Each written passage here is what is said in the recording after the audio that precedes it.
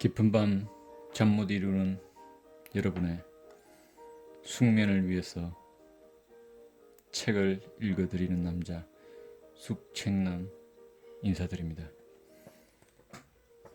계속해서 헤르만 헤세의 청춘 세 번째 파트로 읽어드리겠습니다. 오늘은 또 틀림없이 바람이 불 거야. 식사 때 날씨에 민감한 아버지가 말씀하셨다. 하늘에는 구름도 없고 서쪽 바람의 기색도 느껴지지 않는다고. 나는 말문을 열었으나 아버지는 미소를 띠며 말씀하셨다. 공기가 얼마나 긴장하고 있는지 너는 느끼지 못했나 보구나. 곧 알게 될 거다.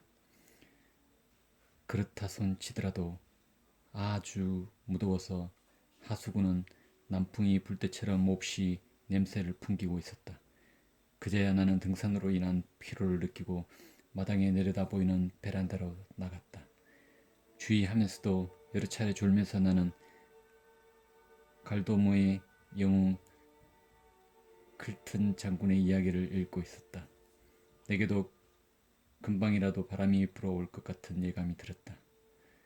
여전히 하늘은 맑고 높았으나 공기는 차츰 무거워져 마치 하늘 위에 걸려있는 태양 앞에 장렬한 구름이 층층이 있는 것 같았다. 2시에 나는 집으로 들어가서 도구를 챙기기 시작했다. 줄과 낚시를 살피기만 했을 뿐인데도 난 벌써 물고기를 낚는 강렬한 흥분을 느꼈다. 그리고 깊고도 열정적인 만족이 내게 남아있다는 것에 감사했다. 그날 오후에 유난히도 서늘하고 숨막히는 고요는 아직까지 잊혀지지 않고 나의 기억 속에 남아있다. 나는 물고기 바구니를 담은 통을 가지고 냇물 아래쪽 이미 그 절반은 높은 집들의 그늘이 되어 있는 작은 다리목까지 갔다. 근처의 방직 공장에서 빛의 날개 소리와 같은 졸음을 복돋우는 단조로운 기계 소리가 들리고 위쪽 물방앗간에 쓰는 톱날이 부서지는 소리가 쉴 새 없이 들렸다. 그 외에는 지극히 조용했고 직공들은 일태 구석에 들어박혀 있었고 길에는 사람 그림자도 없었다. 물방앗간의 물속 섬에는 한 산의 아이가 발가숭이가 되어 물에 젖은 돌 사이를 돌아다니고 있었다. 바퀴 목수의 일터 벽에는 거친 판자가 기대어 있었고 볕을 쬐은 탓인지 코르크 냄새를 몹시 풍기고 그 메바른 취기는 내게까지 흘러왔는데 얼마쯤은 비린내가 스린 물향기 속에서도 뚜렷이 분간할 수 있었다. 고기들도 사나운 날씨를 예감하고 있었는지 어색한 움직임을 보이고 있었다. 처음 15분 동안에 2~3마리 송어를 낚았다. 곱다란 붉은 배에 지느러미를 달고 있는 큼직한 놈은 내가 그의 손으로 잡으려고 할 때 낚싯줄을 끊고 달아나 버렸다. 그러자 곧 물고기들 사이에서도 불안이 나타났다. 송어는 흙탕물 속으로 깊이 잠기고 한 번도 미끼를 보려고 하지 않았으며 작은 새끼 고깃대가 수면에 모이며 순식간에 다른 무리에 섞여서 함께 달아나듯 냇물을 헤치며 가버렸다. 모든 것이 이제는 날씨가 변하고 있다는 것을 보여주었으나 공기는 유리처럼 조용하고 하늘은 맑았다.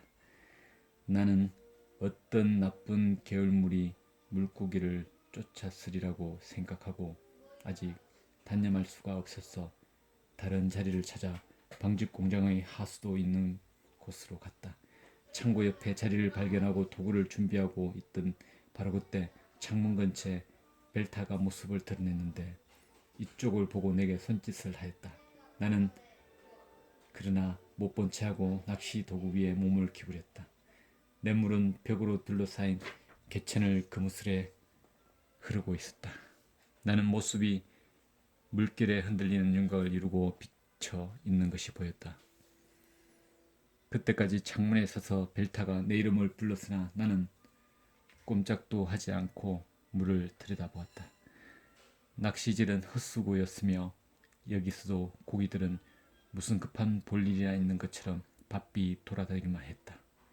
지루한 더위에 짓눌려 이제 오늘은 더 이상 아무것도 기대하지 않고 작은 벽 위에서 앉은 채로 빨리 저녁이 오기만을 기다렸다. 뒤편에서는 방직 공장의 기계 소리가 끊임없이 들리고 개체는 푸른 이끼가 스려 습기 찬 벽을 따라 조용히 흘렀다. 나는 졸음이 오고 몸이 너무 고단했기 때문에 그저 앉은 자세로 그대로 있었다. 낚싯줄을 당겨 올리려고 또 하지 않았다.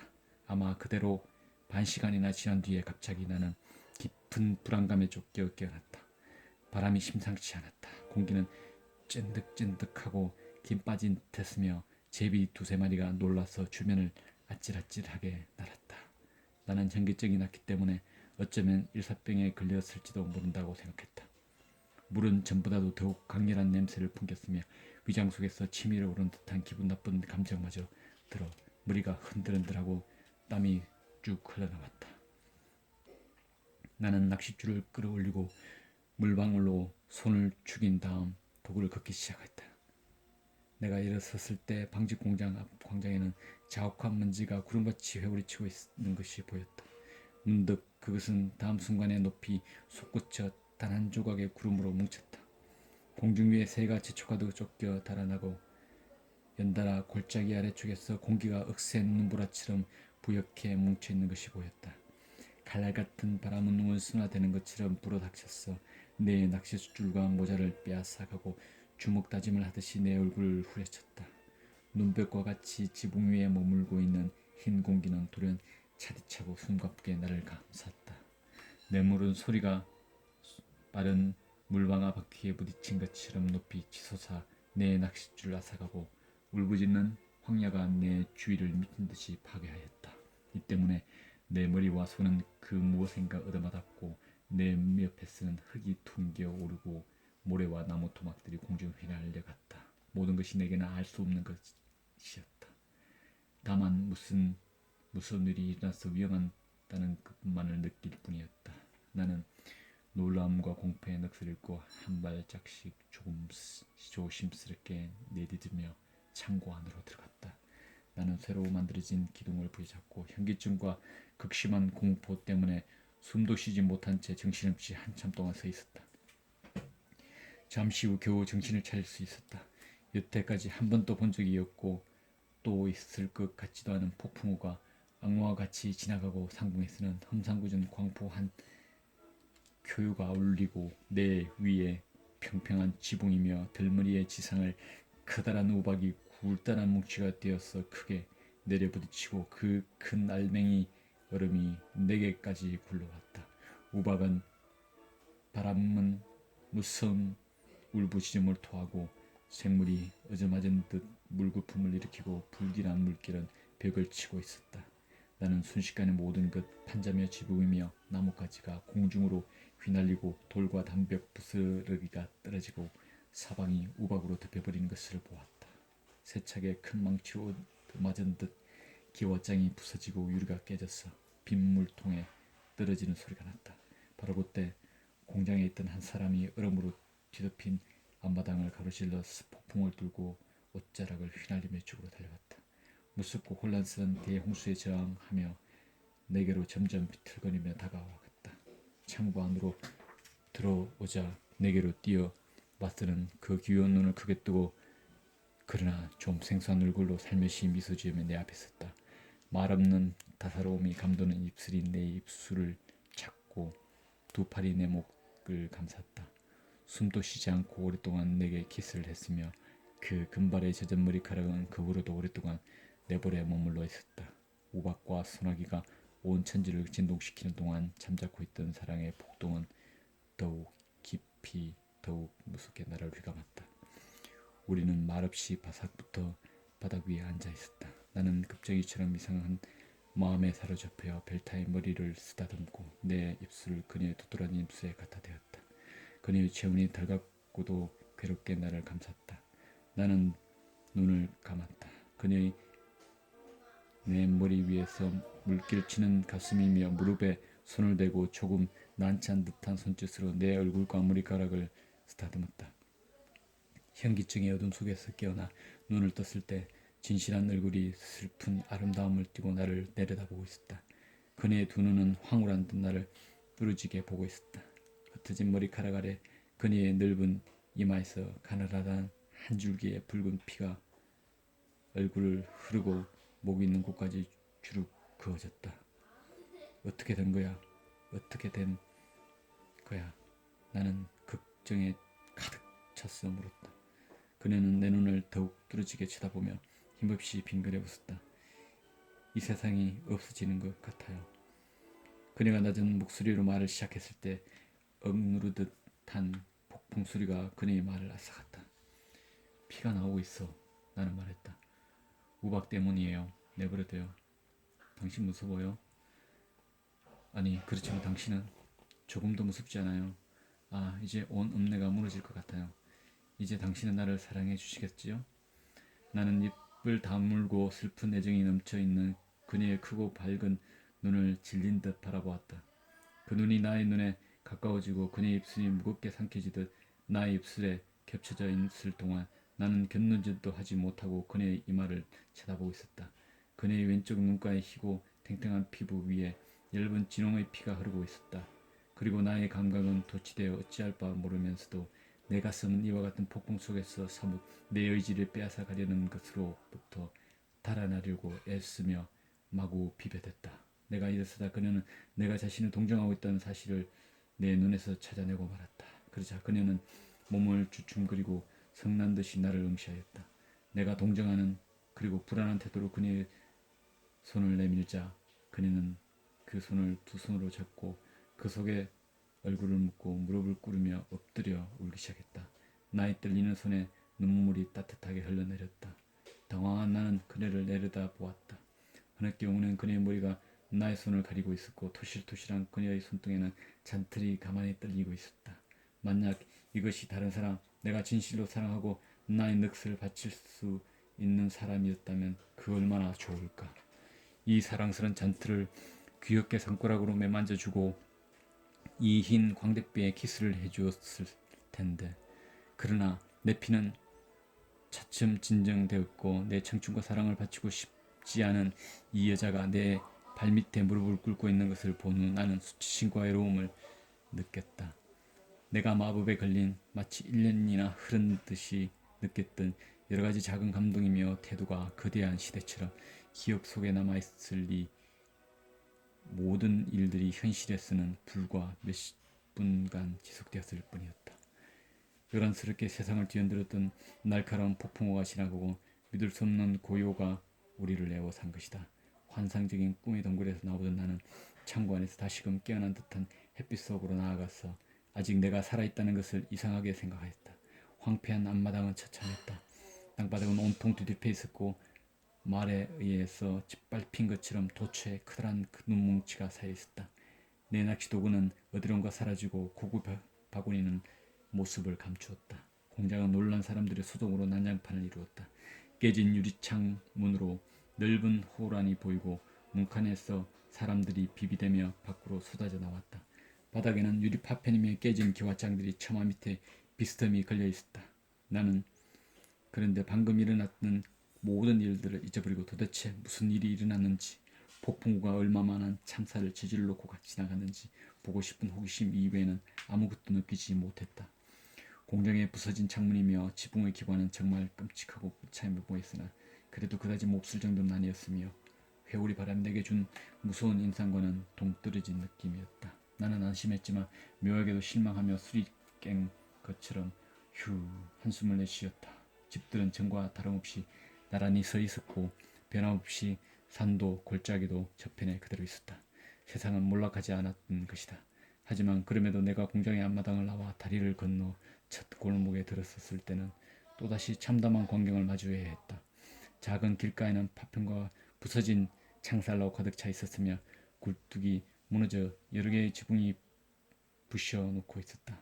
사람들은 놀라고 비탄에 빠져서 갈 길을 못 찾고 제 집 문간에 서 있었다. 그 모두가 그림에서 본 것 같은 점령 당하고 약탈된 시가 같았다.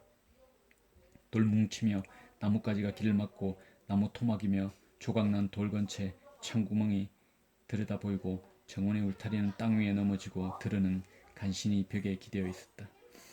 행방불명이 된 아이들은 찾아 헤매는 사람들이 있는가 하면 우박 때문에 들에서 죽은 사람도 있었다. 주위에는 오나보다 커다란 우박도 있었다. 집에 돌아가서 집과 정원의 피해를 보기에는 나는 그때 너무 흥분해 있었다. 누군가 내가 있었다는 것을 눈치채지 않을까 하는 생각이 들지 않는 건 아니지만 사실 나는 그것에 개의치 않았다. 나는 이 파편 속으로 걷는 것을 그만두고 교회로 가는 길을 걷기로 결심하였다. 옛날부터 축제의 장소로 쓰였으며 소년 시대를 그 그늘에서 놀며 큰 축제를 축복하는 일이 있는 자신이 좋아했던 장소가 머릿속에 떠올랐다. 산에서 내려올 때는 그 옆을 지나간 게 겨우 4시간이나 5시간밖에 경과되지 않는 것을 알고 놀랐다. 자신이 그것보다 훨씬 더 오랜 시간 지나는 것 같기 때문이다. 그래서 나는 골목을 되돌아가 아래쪽 다리를 건넜다. 담에 뚫어진 구멍으로 마당에 붉은 모래와 바위로 만들어진 교회의 탑이 간신히 서 있는 것이 보였다. 체조장도 큰 피해는 입지 않은 것 같았다. 지붕이 보이는 옛 음식점이 저 멀리 쓸쓸하게 서 있었다. 그것은 옛날과 다름없었지만 꽤 이상한 모습을 하고 있었다. 하지만 그것이 어떻게 된 셈인지 당장에는 알 수가 없었다. 나는 정확하게 생각해 내리고 애썼다. 결국 음식점 앞에 두 그루의 키가 큰 포플러가 서 있다는 것을 생각이 미쳤다. 이 포플러 나무는 이미 그곳에 없었다. 옛날의 그리운 풍경은 파괴되고 좋아하던 장소는 피해를 입었다. 그 사이에 또 많은 소중한 것들이 소멸해 버리지 않았는지 하는 불길한 예감이 나의 머리 속에 솟아났다. 문득 나는 얼마나 알뜰하게 내가 고향을 사랑하고 있는지, 나의 마음을 행복이 얼마나 깊이 이 지붕과 탑과 다리와 골목과 나무와 정원과 숲에 뿌리박혀 있는지 숨가쁜 가운데도 누릿이 느꼈던 것이다. 새로운 흥분과 불안감에 휩싸여 나는 축제를 하던 광장까지 뛰어갔다. 나는 그곳에서 멈춰서서 나의 가장 정든 장소가 여지없이 파괴당하고 형언할 수 없을 만큼 폐허로 바뀌어 버렸음을 발견했다. 그 그늘에서 축제가 열리곤 했었다. 학생이던 우리가 3사람 또는 4사람씩 둘러싸 그 나무 뭉치를 안아도 모자라던 그리운 느티나무가 이제는 뿌리째 뽑혀져 넘어진 채 땅 위에 집채만한 구멍을 만들고 있었다. 나무 한 그루 온전히 서 있는 게 없었고 모든 것이 몸서리칠 듯한 사람투로 변해버렸다. 보리수도 단풍도 넘어져 있었다. 이 넓은 장소는 가지가 찢긴 나무의 밑동이며 뿌리며 흙뭉치가 무서운 잔해의 산을 이루고 있었다. 억센 나무의 밑동은 아직 땅 속에 그대로 있었으나 대부분의 나무는 꺾이고 그 뿌리를 흉측하게 드러내고 있었다. 더 이상 나는 그럴 수가 없었다. 광장까지 가는 길은 집 높이까지 마구 내던져진 나무 조각으로 가로막혀 있었다. 그리고 나의 최초의 유년시대 이래 깊고 신성한 그늘과 높은 나무의 당우 밖에서 멍하니 하늘이 파괴된 곳을 응시하고 있었다. 나는 내 내면의 뿌리가 뽑혀 사정없이 내리쬐는 햇빛 아래 내던져진 듯한 생각이 들었다. 나는 온종일 돌아다녔으나 이미 숲속의 길도 그리고 호두나무 그늘도 어릴 때 올라간 떡갈나무도 한 그루 찾아볼 수 없었다. 마을 주변은 온통 파편과 구멍 그리고 풀을 벤 듯이 무너진 언덕과 흉측하게 뿌리를 드러내놓고 있는 수목의 사해뿐이었다. 나와 내 유년시대 사이에는 한 줄기 공간이 생겼고 이미 내 고향은 그 옛날과는 사뭇 달라져 있었다. 지나간 날 사랑하는 마음도 어리석은 내게서 멀어져 갔고 그 후 나는 한 사람의 사회인으로서 보람을 거두기 위해 그리고 그 최초의 그림자가 그때의 나를 스쳐간 인생과 사기 위해 이 마을에서 떠나왔던 것이다.